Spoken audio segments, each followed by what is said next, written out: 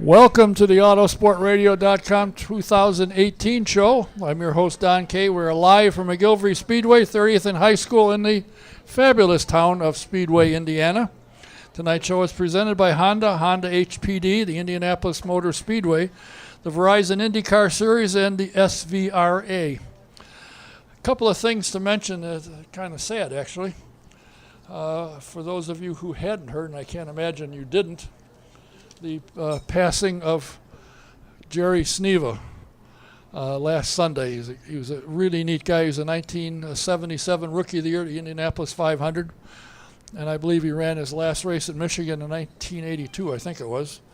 He drove for Rala Valsta, and I was part of his crew, clean up, push, pull, polish. I'm not a mechanic, but he was really a great guy, and sorry to see him go. Also, Martha Mino, who she and Steve are here quite frequently down in Florida, she lost her brother. We send out our condolences to her and her family on that loss. That one also was somewhat of a shock. If you need dental care, I can't recommend enough the Indy Dental Group. Dr. Jack Miller and his wife, Dr. Liz Lewis, have got a phenomenal practice. I highly recommend you want to give it a shot. You want a good dentist, good people. Make an appointment. Number is 317-846-6125. Now, my first guest is a gentleman that I like to have on every so often, and I've been reading his name coming out of late, of getting back active into the IndyCar series. Now, he's been running the Speedway for a few years, one race a year, but now he's moving forward a little bit, so we're going to find out what's going on and what he plans to do and why he's coming back. He's a well-known car dealer in town. He's got a number of businesses and building another one. So obviously car sales are slow, so let's get another building going on and we'll sell other cars. And used to hear him doing commercials for Indianapolis University. Haven't heard those in a while, but he's still around. He's here. I invited him. He said, yes, I'm glad to have him here. Please welcome Mr. Dennis Reinbold. Thank you very much. Thanks. Now, you were telling me you have BMW, I don't know, 3 or 4 dealerships, and you're building another one. What, you have extra time in the day? Yeah, actually, we're adding on to our Subaru store in Greenwood. So it existed already. It's just Subaru's on fire. I mean, it's a great brand. It's a fun car to drive. They're all-wheel drive all the way through the lineup. And I don't mean this to be a plug or a commercial, but the sales growth has been tremendous, especially here in Indiana with the plant up in Lafayette. Well, that's good, keeping Americans busy. Absolutely. You have been involved quite heavily in rallycross. What got you into that when you kind of backed away a little bit from IndyCar? That's what kind of the timing was, just that. We took a look at how Red Bull Global Rallycross was coming along, and it was on national network TV with NBC, and so we decided we could put a deal together to try to expand in that. And currently I've got 3 lights cars in the lights series, and we were fortunate enough to win the championship a year ago, and we finished 2nd, 3rd, and 5th this year. So it's a smaller series. It's growing and up and coming, but it's a lot of fun, and I've really enjoyed 2 of my kids last year that drove for me are 16 years old. And so it's kind of eye-opening to me because it's been a little while since my boys were 16. But it brings back memories, and you just kind of tell them what to do. And you can get away with it. Well, they listen. I mean, surprisingly, because, I'll yell at them, I guess, if they don't listen and do what I say. But at least they think that, so that's good. What got you first? Was your family always been in cars, and what got you involved and interested in racing? Well, our stories, goes back to my grandfather, Pop Dreyer, and that's the Dreyer in the name, Dreyer and Reinbold.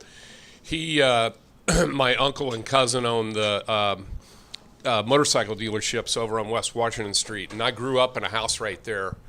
And basically, he put a phone call. He had BMW cars in 1968, and put a call into the BMW factory and said, "Hey, my son-in-law is interested in selling cars." And we knocked our fence down, and the chain link fence in the backyard, and lo and behold, 6 BMWs show up, and we park them in the yard, and we're off and running. 50 years ago, in just another month or so. So kind of grew up around that business. Obviously, my grandfather, not obviously, but Pop Dreyer was involved in racing. He worked for Duesenberg, for Stutz, for a lot of different people for many years, and built his own Dreyer race cars for a number of years through the 50s before he got into the Honda motorcycle business. Little plug for Dreyer Cycle. It's the oldest Honda dealership in the country now, which is pretty cool, right here down the road. So then, I always loved the Speedway. I grew up here over on West Washington Street and could hear the cars, and we'd jump on our Schwinn's and our orange crates and stuff. I didn't have an orange crate. I had just a basic Schwinn. But we would go race around the church parking lot next to us, and that was a blast. And we were always trying to be different guys, and I was always Lloyd Ruby because he was my favorite driver. And so we just, that was part of the culture. That was part of your life and part of how you grew up. So I went to the Speedway as much as I could as a kid. And then after we got Infiniti, the car brand, Infiniti got involved into building engines for Indy cars, and I was on them like a hawk. I was like, hey, I need to get involved and become involved in this. And this was back in the late 90s. So that was really my start in racing. And as you know, I partnered up with Robbie Buell for a number of years, and we grew, and it's been fun. And we've had 37 cars in the Indy 500 to date, and hopefully going to make it more than that this year. Now, your name obviously has popped up of late for several reasons. One is you've bought 2 new cars. Yeah. Now, you don't invest the money it takes to buy a new car just to say, well, let's run once a year, we'll park it until next year. So you got to have a plan to want to try and expand if you have the time in your rally cross to be able to attend and work your IndyCar team. But are you looking to run more than just the 500? Yeah, and thanks for saying I have a plan, because I don't know that that's necessarily the case. But we are buying 2 new cars, and I'm doing that because I do want the flexibility to be able to do something additionally in the future. For the short term, though, I wanted to buy 2 new cars because I'm going to run 2 cars this May. So that's the short term plan and goal. So that's enough to bite off for now. As we spoke earlier, maybe later in the year we can talk about a one-off race here or there or wherever it makes sense at the time. But we don't have that scheduled or planned as of yet. So open to it and talking to different people about it. Are you gone every weekend? You said you're pretty busy with the rallycross, but you have a couple of open weekends when IndyCar runs. So are you gone most of the weekends? Do you have to wear a name tag when you come home on Monday so they remember who you are?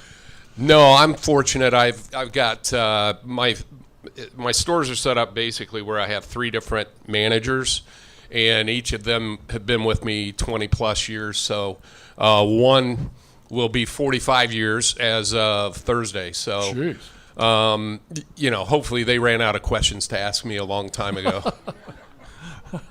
They have, actually. How many open weekends would you have if the opportunity came to run your car? If you got 2, 3, 4? I think it works out between Global Rallycross and IndyCar. I think there's about at least 4, maybe 5 or 6. But some don't fit very well in the time frame, because I wouldn't do anything prior to the Indy 500 because we need to focus on that and launch our Rallycross season, which starts, unfortunately, on qualifying weekend. So I don't get to go to that race because we're here. So that's a stretch, and we get thin when we have to do that. And that happened last year as well. So that's not much fun, but deal with it. Do you keep the crew that you have for your rallycross? Can they work on Indy cars, or do you have a separate IndyCar group, a couple of guys that can lead the charge? Yeah, it's all of our same IndyCar guys that go to the rally car races. I kind of joke to the kids that, you've got the most overqualified crew of anybody in the rally car garage, which isn't necessarily, it's not really true because there are a lot of really skilled people. And a lot of people also on other IndyCar teams like Herta and Andretti. There are a lot of familiar faces that go to those races as well. So it's a lot of fun, but it allows me to keep everybody on staff. And, we've got a great group and we get along really well and like each other. So that's why I want to continue to expand so I can add to that gradually. What has attracted you to, at this point, to say, maybe I'd like to get back and run a few more races in a year or two down the road. I might come full time. Do you like what you see that IndyCar is doing? You like the direction they're taking? You like the leadership they have? What's attracted you to look hard about coming back?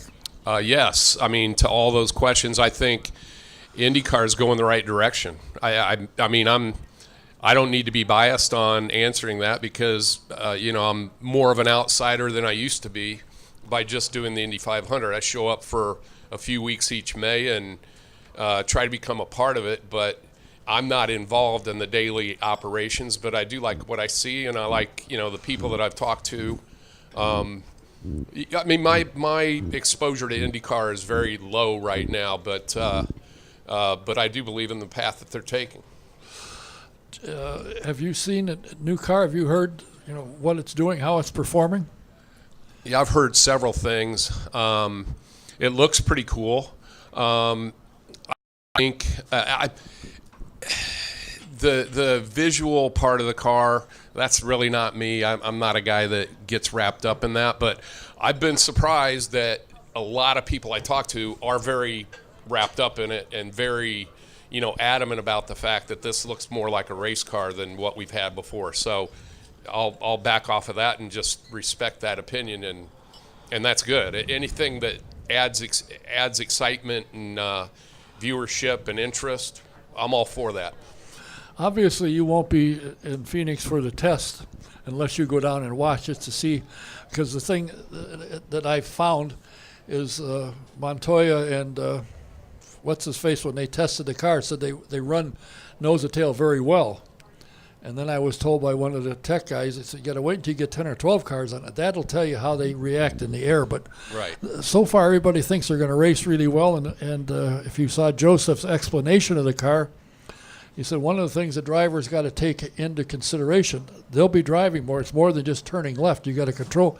And the back end keeps wanting to, let go on you. So you really got to drive and got to be careful. So that should make it kind of fun. Yeah, I heard that. It'll be interesting to see how Phoenix goes.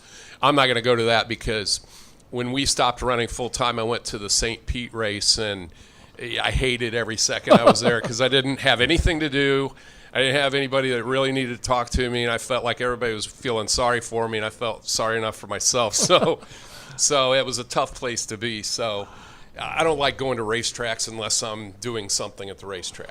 Well, you can come down there and you and I can chat. We can laugh at who's doing what. That'll work. Well, look at him. He's spun and hit the wall. Look at him. That'll work. And I heard the same thing when Oriole and Juan Pablo were testing the cars, that it's pretty light in the rear end. So it's going to be an engineering exercise to get used to. So we all are in the same boat. We are not allowed to test. So that's unfortunate when you have a big body change like this, because we could use the time, but we're not going to get it. So it is what it is. We'll show up that Monday, I guess Tuesday now, really. But we'll get refresher tests, hopefully. You think that's enough if your driver hasn't been in one of the cars? Now you're starting from zero. I think it's going to be enough. It has been in the past, and we've made it work. We've come out pretty well since this chassis of car, since 12. And we've been competitive from the start, so I feel like we will be. We've got a pretty good formula that we like, and I'm thinking that the suspension and everything of the car is still going to be a piece of it, even though the aero changed dramatically. We've dealt with aero change and light rear ends and that sort of thing in the past, so it's going to be a challenge, big time. It'll be interesting to see how it goes. Are you've teamed in the past with Davey Hamilton and Kingdom Racing. Are they back with you again? No, that was one of the reasons I'm buying 2 cars was that was our backup car that George Del Canto had, and they sold that to Carlin. And, I've known it's not a shocking thing, but I've known that he wanted to sell that car for a number of years. So they're going to be kind of associated with us. They're in the suite next to us typically, so we work together, and hopefully we're going to use their tugger for pit lane again. So we're talking to them. So we're not officially associated with them. Will Davey be available to you guys? Will he be with your team at all? I'm sure he'll stop around. Yeah, sure he will. But he's on with his radio and things like that. He hasn't really been an active part of the team the last several years. Oh, really? I mean, he would stop by and weigh in, and I respect his opinion and want to hear what his observations are because he's got really good ones. But he hasn't, because of his obligations, he hasn't been hands-on a daily basis in the past, really. And the kid's got something going on called the King of Wings, and that seems to be doing quite well. Yeah, he's the busiest guy. Yeah, I mean, he's constantly anytime I call Davey, he's never where you would expect him to be. He's never home. He is home, but he travels a lot. He's racing constantly still. And DJ, his son, I know is an up-and-comer, so he's working with that. I think he's recovered now. He had a pretty good crash that slowed him up during the last year, but I'm sure he'll be back and raring to go. What is your prime goal? Would you look to run full-time, or you want to have a team that when they run, you want to be there? So, I mean, you're like that with Rallycross. Would you like to go back, and would you either suspend your Rallycross or get somebody else to take, or what would you do? Well, we could split it off. We would have to plan that well in advance and split it off and grow the team back up a little bit and have a full-time IndyCar team and a full-time Rallycar team. Then we just couldn't cross over with people, which is fine to do. And we could do that. That changes the finances quite a bit because now we double or more our staff. And it could work, though. I'm open-minded to that and would be interested in looking at that for sure. Well, of course, the secret to it, as it always is now in racing, is sponsorship. Yep. If you can put the program together that allows you to have the crew you need and the people you need for both sides, and that's. Do you look for sponsors? Are you out, or you have people that are out looking for sponsors? Yeah, I look for them, as well as our company that we hired, a marketing company from Chicago called Potential, and that's founded by Eric DeBoard, and his son Brett DeBoard works full time with me, and so between us, we're doing meetings, we're doing face-to-face kind of things, and now we've been doing contracts, which is a good thing. You want to get to that stage, but Eric and I founded the team back in '97, and he spun off to do his marketing company, and so we've been working together ever since. So they're really good. They know motorsports. They do a deal with John Force and Coletta and the NHRA side. Richard Petty's been a long-time guy that they work with in NASCAR. So they branch out into a lot of different motorsports.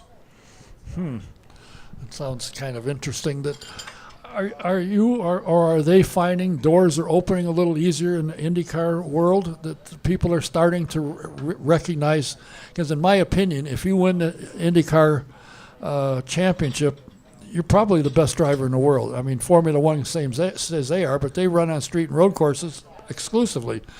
Right. No, it's such a diverse series, and there's so many disciplines that look at a guy like a Scott Dixon who can do all of them well, and then there's some other guys who are really good at a couple things, but maybe not great on the natural terrain courses or the street courses, and there are differences to all those. And then you add in short ovals, which are hard, and super speedways, which are totally different. So the disciplines of IndyCar is really what is intriguing to me, because you have to be good at so many things to win the championship. So your assessment of the best driver in the world, I totally agree with you, because you can't score really bad at the tracks you don't really feel like going to do. So it's a hard series, but really fun to watch. Well, I have to tend to agree. It's fun to watch. I've been around for over 60 years, and I'm still sitting here on Tuesday nights because I love it. I love the people involved in it. I think it's a fun sport, and I think, to me, and I've said this 1,000 times, it to me is the ultimate team sport because everybody there has to do their job. A quarterback could get knocked down or some guy's shot could get blocked. But if you don't do your job right and put a driver in the wall, there could be serious repercussions from that. So everybody's got to do their job. And it's strange. You get a driver that everybody knows can win, and the team has no problem with working 10, 12 hours a day. You give them a driver that couldn't win if everybody else dropped out, they don't quite want to put it. But crews are amazing. These guys spend hours and hours. And when I first got involved, I thought, well, hell, they just back it off the trailer, put it on track, and go. Well, after I got involved with the race team, I went, that's not at all. There's hours put into this thing. So, and the equipment required now to run a car is far more than it used to be. I mean, you used to take a piece of string to set up a car with. Now you got $100,000 piece of equipment to put it up on. Yeah, you think about, the things from just expanding from one car to two, even though we've run 4 cars in the 500 for 3 years in a row. To get back to expand to 2, there's long lead times on OZ wheels, so we ordered them a long time ago. Radios, there's wheel guns. All these things have some lead time, so you have to kind of work it all backwards from May, what is it, May 27th this year? 27th, yeah. So you have to kind of go backwards from that day and make sure that you get everything done. So there's a lot to it. It's a lot of fun. We're ahead of the game right now, I feel, because we do have most of our second crew in place, and I'm really ecstatic about it. I get the opportunity again to work with Andy O'Gara, and so I'm excited about having him part of our team and really kind of heading up the second car for us. So, and he's got a lot of people that he knew, and we've been talking for a couple months and outlining who we want to bring in, and we've had great success at that. So I feel like we're pretty far ahead of the game. As I was telling you earlier, we do have our 2 drivers signed. We are right now finalizing. When Don texted me about coming on the show a week ago, I thought, okay, we'll get this done. Of course, we didn't get it done. But our sponsorship is I don't want to say slowing us down, but preventing us from being able to talk about who we have. What I will say are that it's 2 males, not a male and a female driver. So we can't announce that. And it's not gender biased because we had Sarah Fisher drive, we had Milka Duno, we had Anna Beatrice, so nothing like that. It's just it worked out differently for us to get 2 guys to come in. Nothing wrong with that. That's the only announcement I can share with you guys. Sorry about that. Well, at least you got it. I mean, you're working that way. Now we know you've got a couple drivers ready to be announced, and you'll walk out of here, and tomorrow you'll sign it, and you say, if I just knew last night, but you can't. No big deal. Well, I am excited about both of them because both of them are pretty proven, and I believe both of them are very, very capable of winning. And that's the only reason I drive through the gates over there is to try to win that thing. So we're completely focused on that, and I'm really ecstatic. I wish I could talk more about that. Now, you got Andy O'Gara. That means you robbed A.J. Foyt. I think he worked for A.J. last year, didn't he? I think so. He's jumped around a little bit, but he was with AJ last year. And, you got to work at it early. We had him before AJ, so I don't feel too bad. Andy was my crew chief. Actually, that's how he and Sarah met. He was my crew chief for her back in 2007, something like that.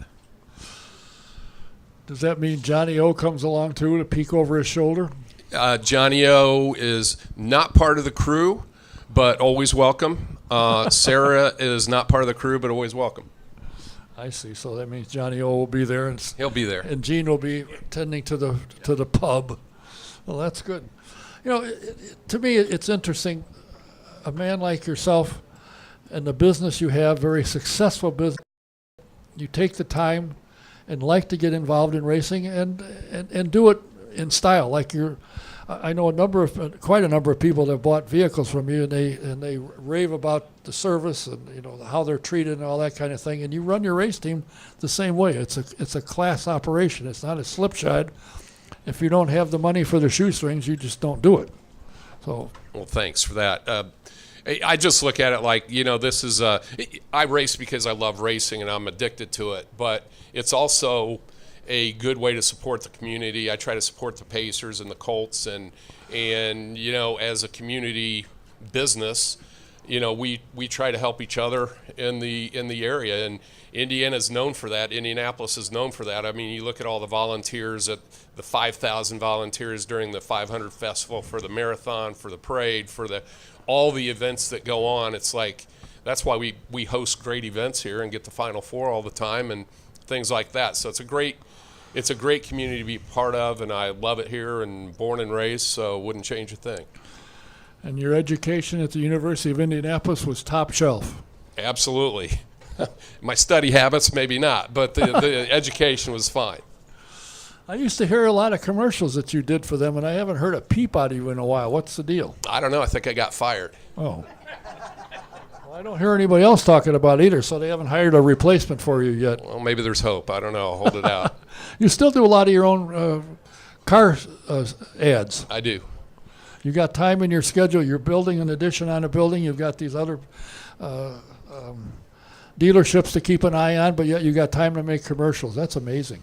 I do. I go down and usually do those once a month when I'm available, or somebody else fills in for me. And depending on cold and flu season, it sounds the way it sounds. Well, I'll tell you what, I'm excited to see you back. I hope that you can pick up a couple of, maybe who you signed will run more than a race. You'll come in with some money, but I hope to see you back, and maybe by 19 you'll be back full time. Thank you. That would be great. We'd love to do that. Love to see you back again. You're always in operation. What's Robbie up to these days? I haven't seen him in a while. I talked to him today. He actually has a global rally car, lights car as well, and ran about 4 races, I think, this past season. And we're just talking about where the series is going and what he wants to do with his car. He bought a building in Detroit with his brothers, and they turned around and sold it, but they lease back space. So he's running Robbie, I don't know what he calls it. I don't know if it's the Robbie Buell driving school, but they're doing driving schools and teaching young kids how to drive competitively. Well, he was good at it, so he would be very one good to do it. Well, I appreciate you taking the time to come in here, and we look forward to seeing you in May and hopefully afterwards. And, of course, I will be keeping a close eye when you can announce who your drivers are. I say, here's what we missed. Well, it should be pretty soon. I mean, hopefully not tomorrow. That's a little too tight of a thing, but we'll try. We'll get that out pretty soon. Well, that's good. Welcome back. Thank Glad you. to see you here with 2 cars. Looking forward to seeing you full-time in another year or 2. That sounds good. Thanks, Don. Dennis Reinbold. Thanks, everybody. Appreciate it.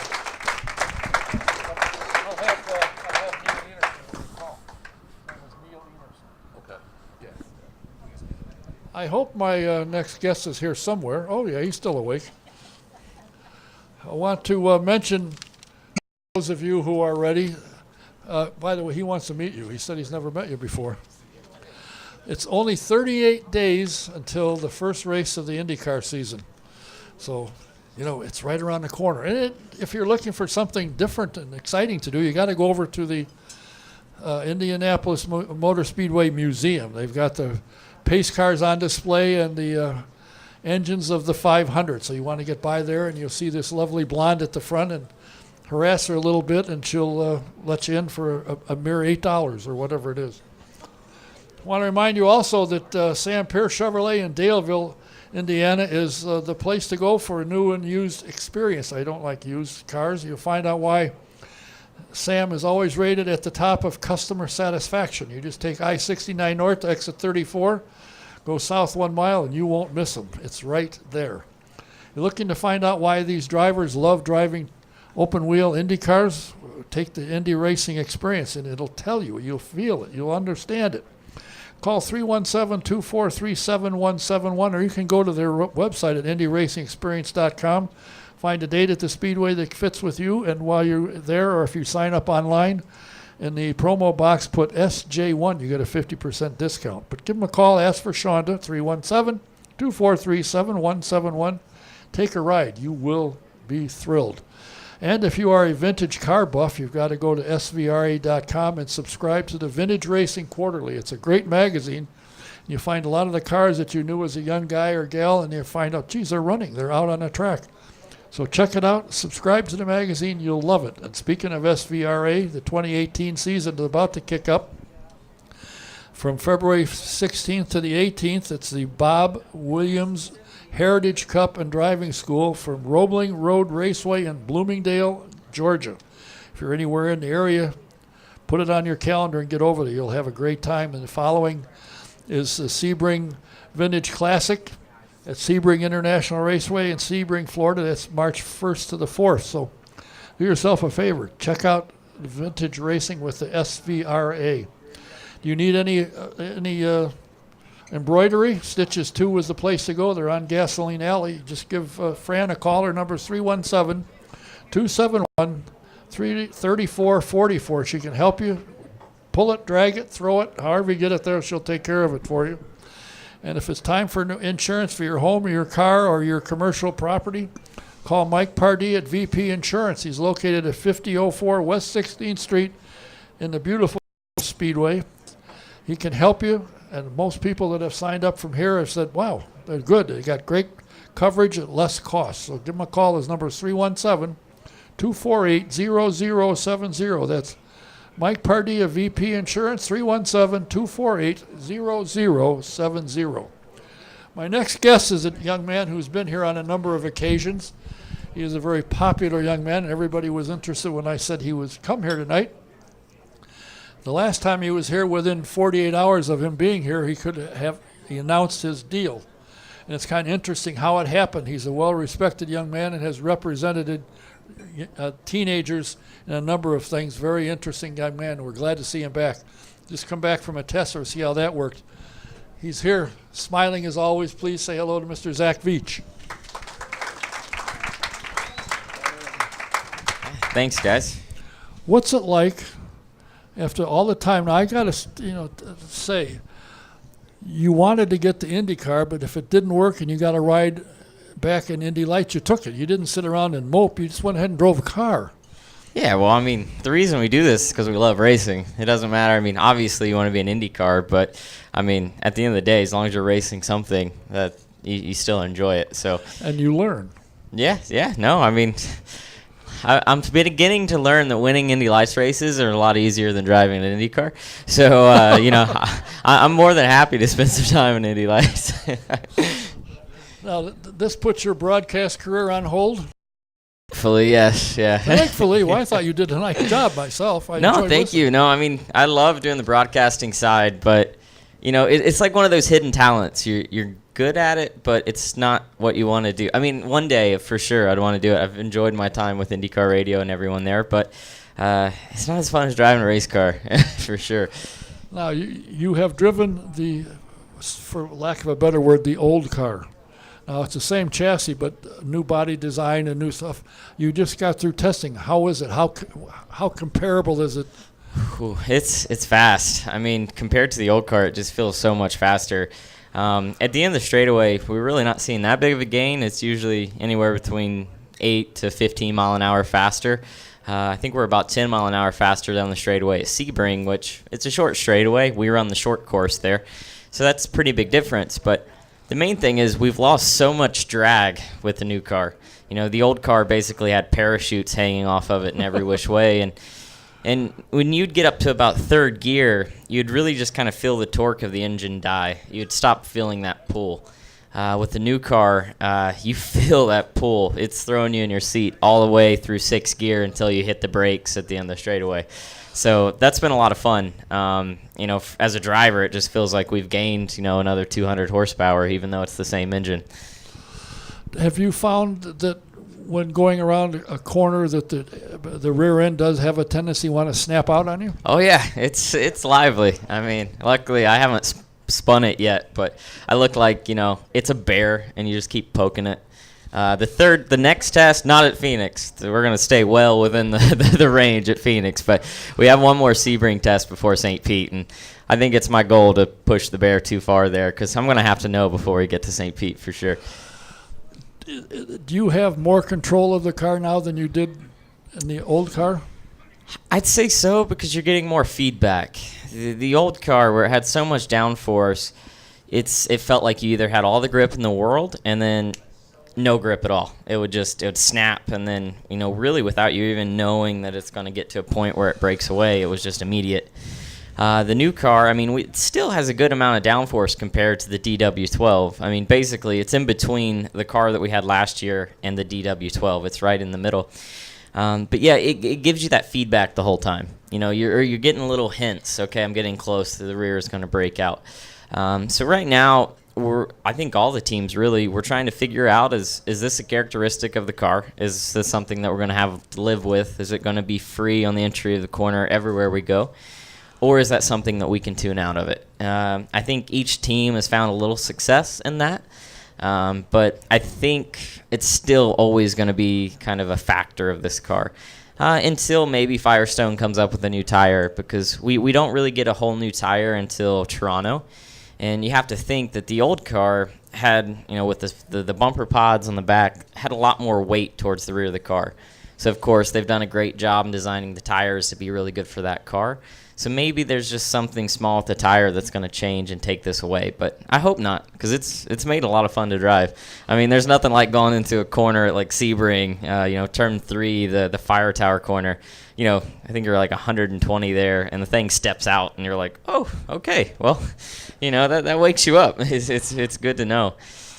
Have you had enough cars in a group to find how the handling is? Because Oriol and Juan Pablo had said that they could run nose to tail, and the turbulence isn't there like it used to be. Yeah, no, it's crazy. I got to make my first legitimate pass in the new car. I was running with Sato down at Sebring, and that was fun.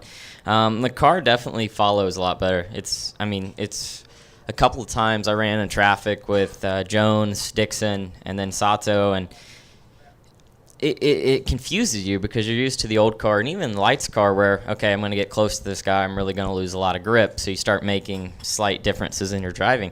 But the new car, you could charge in on someone and it behaved just the same. So I think that's going to be a lot of fun, especially at places like Mid-Ohio. When you're really trying to get that grip behind someone to make that move, I think that part's going to be easier. So I think the racing is going to be a lot better. But for me, the biggest startle is how well these cars brake.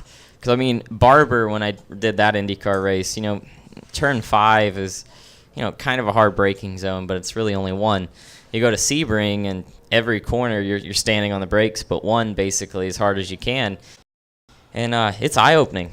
You're braking to a point where you're like, wow, if anything goes wrong here, like, you're not stopping. That's been pretty fun. And the tough thing as a rookie is trying to gauge the speed of cars in front of you in the brake zone. A couple times, say Jones, he was coming out of the pits on cold tires, and I was chasing him down. We go in the first brake zone, and I about ran over top of him because with the cold carbon brakes to the hot carbon brakes, you're braking like a 300-foot difference, and at 180 miles an hour, that happens very quickly. The thing that's impressed me, as I said in the opening, it gave up, and when a door opened, you walked in it. Rather than sit around and mope, you got in the car and you drove, or you got up in the booth and had to put up with Mark James. But how you came up with this 1001 sponsorship, I think, is quite interesting. When it said, or from what I read anyway, and you said that you tried almost everything, and you went to your pastor at church and said, you got any recommendations? And by golly, he did. He had a and really look good what one. Happened. Yeah. Well, he had 2 recommendations, but one of them really, I think both were involved for sure. But I got the phone number for one to call, and yeah, it just, I had went through my entire contact list, 3 times trying to find a ride for the Indy 500, and eventually people stop picking up when they know that you're calling for, close to $1 million.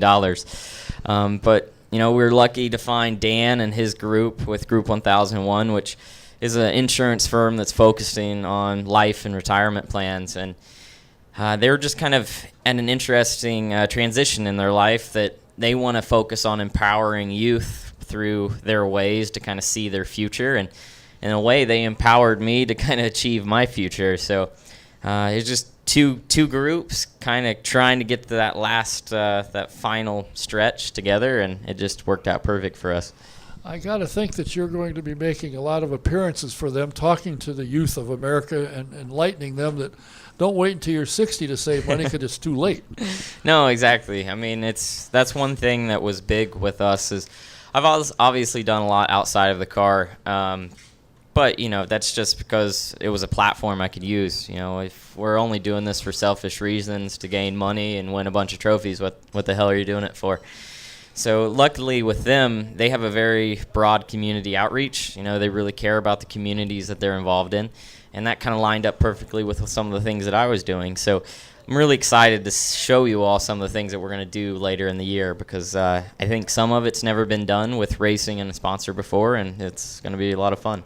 Well, it sounds like from what I've read and seen that 1001 is going to use their exposure and create exposure with your help, of course, to get the word out on who and what they are. They're going to use racing to their advantage also, which then makes it to your advantage as well. No, I'm very lucky to be partnered with them because they really have a firm belief in media. And just like IndyCar is kind of getting to that point now where we're putting out a lot of cool videos, we're getting a lot of exposure through social media platforms. Group 1001's right there. I don't know if some of you saw the unveiling video that they sent out showing off what my car is going to look like for this year. They have a lot more of that planned for the horizon, especially around each race weekend, kind of giving people that don't have the chance to go to the race or people at home a full in-depth experience of what the weekend is for us.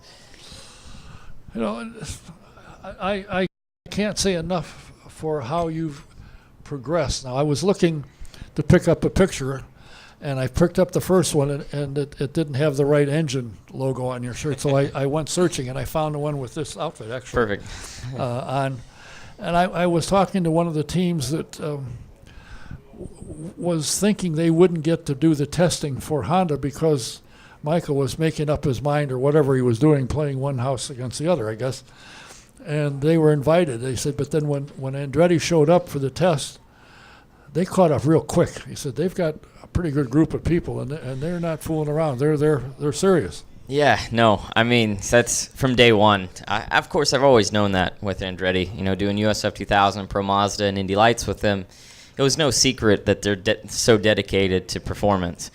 And, I thought I understood how dedicated they were in Indy Lights, and then you walk into the engineering room of an IndyCar test, and you see that it's so much stronger. I mean, these guys, they're showing up one thing to win, and I'm lucky to have 3 really good teammates because my job right now is not worrying about the car. It's just worrying about myself and getting faster. And that's the funny thing is, we have these debriefs at the end of every test day. You have one for Honda to talk about the engine and the power plant, and then we have one with the team to talk about the chassis and what we need to do to go forward. And being number 26, I'm always first to start this conversation. Then it goes to, obviously, Rossi, Hunter-Reay, then Marco. I have a page and a half in my notebook, and these guys have close to 300. They talk to me, and they're like, okay, what do you think about the power, the curve of the way the turbo comes in? And I'm like, it didn't blow up. It was good. That's at this point, I don't have that experience, so I'm just like, hey, everything feels really good. I mean, you could give me something really bad, and I'm still going to be like, I'm just having a ball. And then you hear Hunter-Reay or Rossi and them talk, and, the level of depth that they have, from just years of doing it. And I think Rossi especially, he's been thrown into that organization with Hunter-Reay and Marco, and they said that he's grown in the same way. So for me right now, that's just the plan of growth. As my engineer explains it, it's all lead up to Indy. St. Pete, Phoenix, Barber, just keep building, and then Indy 500 is when we should be where we want to be. And I'm always going to have the bar set. That's the funny thing. Even testing down at Sebring, I'll go out for a set of new tires, and I'll be like, okay, where's Hunter-Reay at? And he's like, Hunter-Reay just did a 51.9. I'm like, okay. I go out, do a 51.7, get in my box, stop, and kind of smirk on my face, and they're like, okay, Rossi just did a 51.3. And you're just like, All right. Well, can I have another set, please? Well, but that's good, healthy competition, and I got to think that both Alexander and Ryan will be very helpful, because they certainly don't want to have a problem with you and run into you or something like that. They want you to be competitive, like good teammates. But wouldn't it be something to win the 500?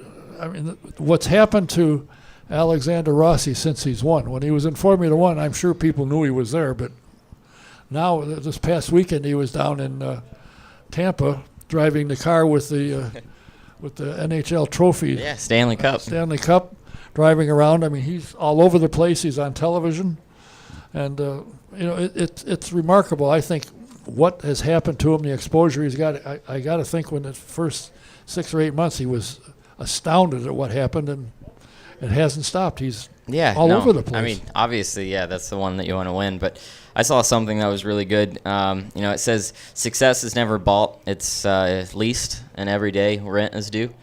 And, I mean, that's true. It's, no matter what you've done behind you, tomorrow it doesn't mean anything. Right. So, every single day you got to kind of prove yourself again and keep working yourself towards a goal. And I think having Rossi, because, obviously he won the Indy 500, but then he still had some work to get to that win at Watkins Glen, and now he's definitely a contender next year, this year, to go for the championship. So, I think his progression, the team kind of saw and learned from, and then they're kind of trying to put me on that same path, and it's like going to school every day for me. I mean, any answer or any question I could possibly dream up, 3 people are giving me their answer on it. And, it's pretty cool, too, because they integrate everyone into the team so quickly. For whatever reason, turn 8 on my first day down at Sebring, I was really quick through. And it was funny, Ryan comes up into the truck and he goes, "Dude, what are you doing in turn 8?" And I'm like, "I don't really know. I'm just braking and it's fast." So, but, it's cool to be, part of the team already. And, we're 2 full test days in, basically, and I don't feel like the new kid anymore. That they look to me for answers. We all have this respect for each other, and I'm really excited. I mean, just the chemistry. Herta was kind of talking about that, and Michael, and the chemistry of what we have now with our 4 guys. They say is reminiscent of what they had back in the good days with Andretti. So hopefully we can kind of keep building that. I agree that what you did today doesn't mean anything, but wouldn't it be nice to be known wherever you go as a 500 winner? Yeah. That's the one that kind of stays with you every day. Yeah, and that's the one you want to hear, a 500 winner. What do you do on a daily basis? Are you in the shop every day? Do you go to Pit Fit and work out? Or? For the most part, I train with St. Vincent's, so okay. I live downtown. Their facility's downtown, so it makes it really easy. I usually pass either Carpenter or Daly out as I go in to do my workout. So that's obviously the daily. And then I go in the shop pretty much every other day just to get out of my mechanic's hairs, because it was, we made the announcement, and then we had, I think it was like 120 days until our first test. So I was in the shop at least twice a week from the time that we announced the deal to our first test day. And, all my mechanics were just laughing, because they're like, "Dude, we've seen you in the shop more than anyone over the past 10 years, and it's only been 2 months into this relationship." And I'm like, "Well, man, I'm excited. I want to come in and see everybody every day." And, that's part of it. It's just I'm really lucky. I really like the people that are on my car. And it's funny because 4 or 5 of the guys I actually worked with when I was 15 back in 2010, and they were on my USF 2000 team or my Pro Mazda team. My crew chief, Nick Allen, funny enough, he used to work for Sarah Fisher's team. And when I was 13, I was starting to test Formula BMW. And we took the car that I was in, we brought it over to Sarah's shop to have Mark I pour a seat in it. And oddly enough, Nick Allen was the guy that helped pour my seat at Sarah's. So now he's my crew chief and outside front tire changer. So it's been pretty cool to kind of come back full circle. I also have to comment. When I was looking for a photo of yours to put on my website, and I said, for Pete's sake, pictures of this kid, he could have just gotten out of the crib. Good grief. Yeah. I almost grabbed one where you look like you might have been 10, maybe. Well, that's but I didn't. the funny thing. So my girlfriend and I, we've been dating for almost a year and a half now, and obviously she's seen me more so now than when you all kind of met me. And I was going through like some old photos, and she's like, "Oh my gosh, you're so cute in this racing suit. What were you, like 11 or 12?" And I'm like, 17. Like I'm like, thanks. That makes me feel really good. But luckily, I've tried to look a little older. I've gained, 15 pounds since May, just trying to get ready for IndyCar. I think that's helped me look a little more like 18, maybe. But I've tried too. I was like, okay, I'm gonna go for like 2 weeks and not shave, because I can actually like grow facial hair now. I know I joke about it a lot. Some of those were lies, but it just doesn't look good. It makes me look more homeless than like an adult. Like, it looks like that awkward stage that a teenager gets when you're like, oh, that's cool, you can finally, but I'm 23. So, like, it does worse for me. It actually makes me look younger. So, I got another 10 years. I think my dad said that he could, like, actually pull it off when he was about 35 or 38. So, I got, 12, 13 more years. So, we'll check back in on that one. Yeah, but see, what you do is when you have that, you put a little milk on your face, let the cat lick it off, and that you save shaving. Oh, well, that's easy enough. Allergic to cats, though, so. Good for you. That's funny, because I know some women that can grow a beard faster than I can, and obviously faster than you.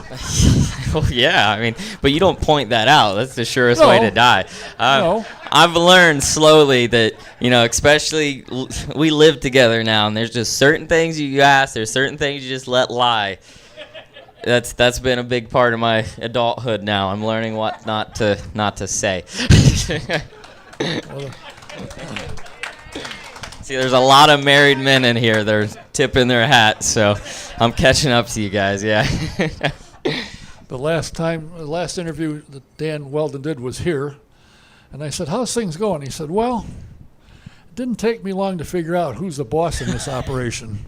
He said, real quick, I found out it isn't me. Hey, I get to go racing, and when I come home, sometimes my laundry's been done if I'm really good, so I appreciate that. It's been great. I mean, everyone keeps joking that she's the female version of me. Now, granted, there's really two sides of me. There's the side that's here, and then a little more so the side that grew up with Sage Karam as a teammate. And and she fits that side really well. So it's been really good. Do you Probably, yeah. Does she travel with her? Is she I got think a so. racing background? So far, no racing background. She comes from Rushville, Indiana. So Oh, she's a Tony Stewart fan. Then. Yeah, exactly. So she's gonna come to Phoenix. So she's gonna see the test out there, and then probably come to a lot of the races. So that'll be fun. Has she followed your career last year with a few events you made? Well, I would hope. Yeah, she was there. So, she quotes that she's my biggest fan, and I firmly believe it. Next to my dad, of course. Well, how is your dad? Since you and this young lady together, where is he? Out in a car? Yeah, for the most part. Yeah. No, it's been good because my dad's got a 3-year-old, which I have a 3-year-old brother. When you do the math, it doesn't really add up. It's needless to say. But I love him to death. He's been the greatest learning aspect of my life, and that's mainly I need to wait a really long time before I have kids. It's a lot of work. I have to say to all of your parents, thank you for putting up with this, but it's been great. I mean, Dad, he's really been able to enjoy just the process now because, I think he carried the stress just as much as I did up to this point. Yeah, so, did. Luckily enough, when all this kind of happened, he was kind of crying as much as I was when I was like, dude, we're going to the Indy 500. So that's been nice that a lot of the racing side of things have kind of been put onto me now, which as they should. So he's had a lot more time to kind of just enjoy the process of being a dad, which has been really cool. He has an IT firm, so he's doing all the IT work for Andretti. So now he has 2 jobs at the racetrack. It's BA1, my dad, and then 2, make sure everything works on the IT side for Andretti. So it's a good distraction for him. If we have a bad day, hopefully there's some computer things he works on before I have to explain what's going on. obviously he supports you. Is your mom thrilled about your new venture for 3 years? Yeah, in her own way. She's a mom. She's also a nurse, and she spent 10 years of her life in the ER. Ooh. So she doesn't like that aspect of motorsports. When we first started karting, my dad and I actually, one side is, I'm going off on another story, sorry. I say I started racing when I was 12. What a lot of people don't know is my first go-kart race was when I was 8. And I come from Southern Ohio, so dirt oval racing is obviously very big there. So my dad bought me a dirt oval Briggs kart. I think it was purple plate. Was that a class? I think it was the purple class. Anyway, so my first race ever, my dad and I was running late to the grid. So he hands me my helmet. And he goes, put this on. I got to put fuel in the cart. I'm like, okay. I put it on. I go out there, and we're, like, running, like, third or second. And some kid spins in front of me. T-bone him. We're still only going, like, 30 at the end. But I T-bone the guy, come to a complete stop. My helmet flies 30 feet down the track. Bounces, rolling. My mother thought I was decapitated. That was her immediate reaction, that her son just lost his head. Oddly enough, I just didn't know how to strap a helmet. My dad got scolded by every racing parent there. Like, they made him out to be the worst father of the year. And now we kind of get to laugh. Like, hey, well, he didn't kill me. So, But, so anyway, so when I did start racing when I was 12, my dad bought me a go-kart, and, his box showed up. Well, luckily, my dad was a national champion with truck and tractor pulling, so we had kind of a race shop, and he sold the pulling equipment so we could go go-kart racing. And so we had a lot of space to hide this little go-kart. So for the first 2 months, my dad and I would just take off to the go-kart track and not tell a single soul. Like, he's like, you can't tell your mom about this if you want to keep going. So I'm like, okay, lips are sealed. So oddly enough, I kept coming home with all these bruises, like on my elbows and like my knees. And eventually the cat got out of the bag. She come to my first go-kart race, and she's like, I think you really need to slow down. I'm like, Mom, I'm going 45. But she worried more than now. Her first day to see me in IndyCar was at Barber, and then she came to the first day practice at Indy 500. And I'm like, so what do you think? I'm trying to get a reaction out of her. And she's like, oh, no, I'm really happy. You guys seem like you know what you're doing. It's really safe. And I'm like, you realize that we're going like 220 miles an hour. But it didn't even phase her. So I think she's learned. So, yeah, she loves it now. She probably figured out that it doesn't matter what she says. That's what you want to do, and you're exactly. going to do it. I guess that's a part of growing up. Well, I think it's great. I think, in my mind, when you announce what you were doing and you have a 3-year program, which doesn't happen very often, that somebody puts their first program together and it's 3 years. And I hope you got an option for another couple if things go well. I hope so. That's the plan. Yeah. And I think that you're phenomenal for the series. I think, you're approachable, except when you put your helmet on. You want to make sure you leave you alone so you can strap it on. It doesn't sail down the track. Yeah, well, I can't be distracted. We're easily done at that. But I think you bring something that's very important to the series, and I think you'll bring fans to the series, in my opinion, once you get going and they see who you are and what you are and so forth. So I think it's nothing but great. Yeah, well, thank you. No, I mean, that's the thing. I'm just so excited. Even just from the first couple of tests, obviously you have to believe in yourself to do something like this, but just from the time that we've spent in the car, it's like I can see a puzzle in front of me slowly coming together, and I'm so excited because I know that we can do well in the series, especially with this team. And they're giving me every bit of resources I need to kind of grow to the person that I need to be here. And it's right now it's going to school. Every test we have small objectives, and so far we've been completing every objective and closing that gap. But sure enough, I know you look at rookies. Obviously I pay attention to the history, and I look at Spencer and I look at Rossi, and that first year is tough for anyone. I think it's going to be a little tough. It's definitely going to be up and down, but we just got to make sure we keep doing what we're doing. I think so far we've been either the fastest rookie, or Wickens and I have been neck and neck the entire time. So this year is definitely try to go for Rookie of the Year. I think car quality consistency is definitely there with Andretti. So I think it's just in my hands to kind of be smart and progress the way that they need me to. And it's going to be a fun battle for sure.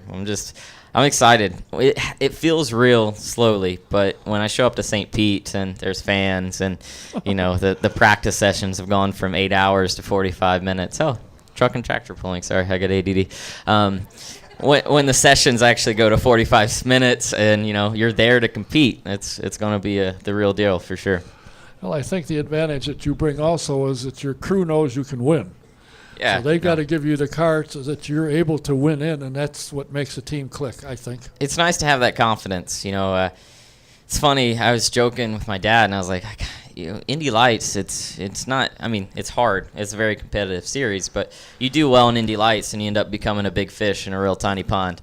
And right now I feel like a tiny fish in a very large pond. So, you just got to, get the results in, be consistent and get up front. And then once you're up there, you have all the confidence in the world. Well, I think a lot of people have confidence in you. I think it's great that you're in the series for 3 years. You've always been accommodating when I've invited you and you're available, whether you had a ride or not. It didn't make any difference. I always enjoy talking to you.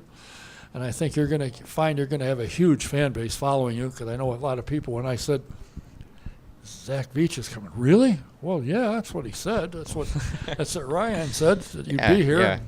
And I pestered her off and on. I don't know if you heard that, but I did. And well, you should. That's what she, that's what she gets paid the big money for. And then she's got to deal with me. She has to, she's obviously Michael's assistant. She works with Hunter Ray. She's his PR rep. And now she's got me. So I'm going to try to make her life as complicated as possible.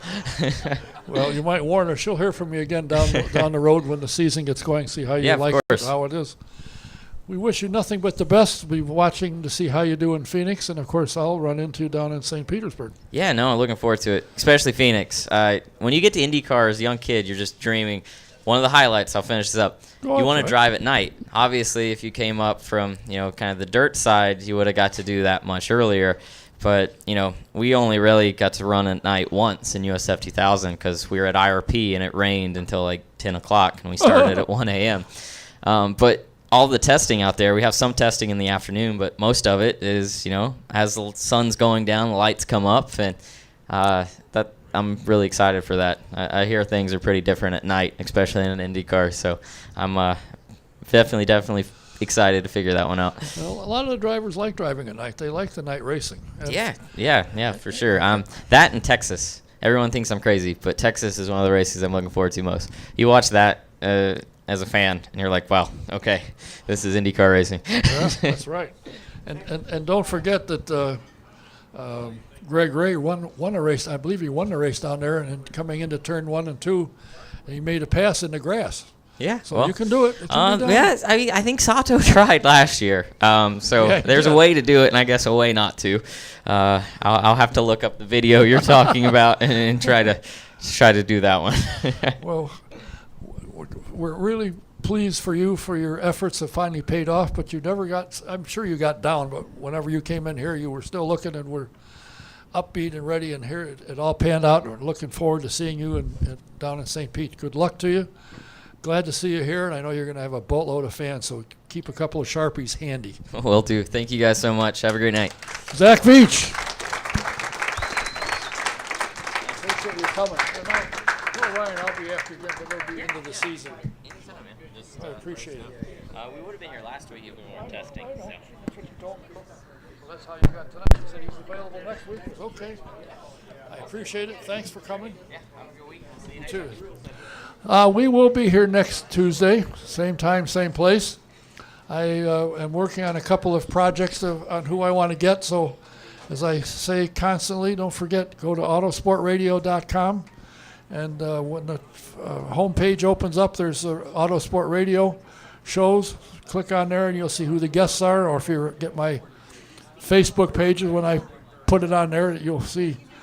We appreciate it. And I want to congratulate Chip Ganassi and Ganassi Racing for finishing 1-2 in their division at the Rolex 24. And it amounted to his 200th win as a team. That's amazing. 200 wins in all of the events and all of the series that he runs. And so we congratulate Chip and, of course, his top guy, Mike Hull, for another great event. So keep an eye on autosportradio.com, see who our guests are, and we look forward to seeing you next week. Until then, Don Kay saying thanks for being here, thanks for watching. Good night. See you next week.